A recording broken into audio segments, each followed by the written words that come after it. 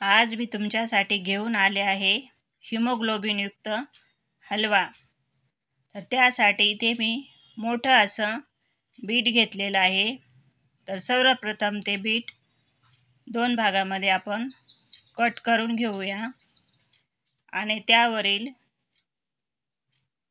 साल अशी चाकूच्या साहाय्याने काढून घ्यायची आहे आणि नंतर ते किसणीच्या साहाय्याने आपण किसून घेऊया। तर तुम्ही बघू शकता या पद्धतीने मी ते बीट सर्व असं किसून घेतलेलं आहे। तर बघा किसल्यानंतर बीट हे किती असं सुंदर दिसत आहे। तर त्यामध्ये काही आपण ड्रायफ्रूट घालूया, जेणेकरून बदाम आणि पिस्ता मी इथं असे कट करून घेतलेले आहे। तर हे साईडला ठेवून देऊया। कढईमध्ये 1 चमचा तूप घालायचं।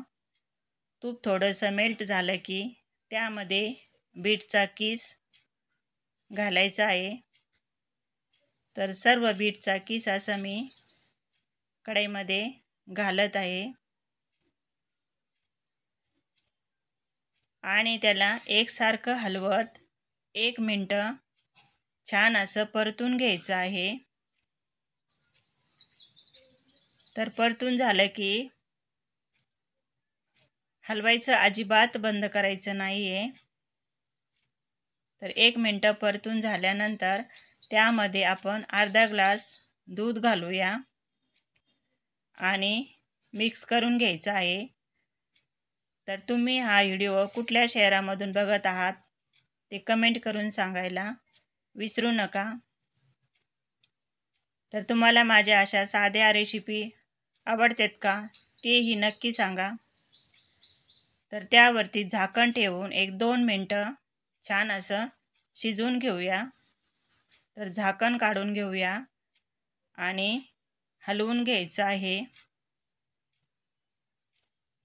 तर बघा त्यातील पूर्णपणे पाणी आपल्याला असं आटवून घ्यायचं आहे।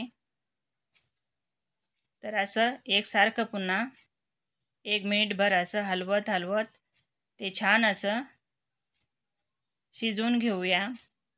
तर तुम्ही ही बीटचा असाच हलवा करता की बीट अगदी जेवणाच्या ताटामध्ये रोज बीटच्या 2 फोडी घेता ते कमेंट करून नक्की सांगा। तर यामध्ये बदामचे काप घालत आहे। तुम्ही यामध्ये तुमच्या आवडीनुसार ड्रायफ्रूट घालू शकता आणि 4 ते 5 चमचे साखरही घालत आहे। तर साखर ही तुमच्या आवडीनुसार तुम्हाला कितपत गोड हवं त्यानुसार तुम्ही यामध्ये साखर घालू शकता। तर फ्लेवरसाठी विलायची पावडरही यामध्ये घालत आहे आणि शेवटी 1 चिमूटभर मीठ घालायला अजिबात विसरायचं नाही। कुठल्याही गोड पदार्थाला मिठामुळे आणखी चव वाढते हे तुम्हाला तर माहीतच आहे। तर हे सर्व जिन्नस पुन्हा असं छान मिक्स करून घ्यायचं आहे। तर तुम्ही ही रोज अगदी जेवताना न विसरता बीटाच्या अगदी 2 फोडी खाल्ल्या पाहिजे, जेणेकरून प्रत्येकालाच हिमोग्लोबिनची समस्या ही खूप अशी वाढलेली आहे आणि हिमोग्लोबिन हे खूप असं कमी होत आहे। तर बीट हे अगदी रोज हे जेवणामध्ये असलंच पाहिजे।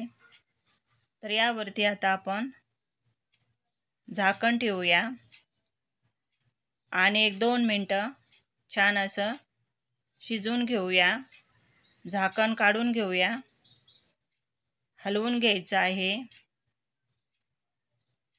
तर बघा त्यातील पाण्याचं प्रमाण हे खूप असं कमी झालेलं आहे। तर बघा किस हा आकाराने अगदी कमी झालेला आहे आता। तर तो शिजतच आलेला आहे। तर तुम्ही आता बघू शकता या स्टेजला बीटचा हलवा हा छान असा शिजलेला आहे। तर आता झाकण काढून आपण तो पुन्हा थोडासा परतून घेऊया। त्यानंतर थोडासा थंड झाला की तुम्हाला मी एका बाउलमध्ये काढून दाखवत आहे।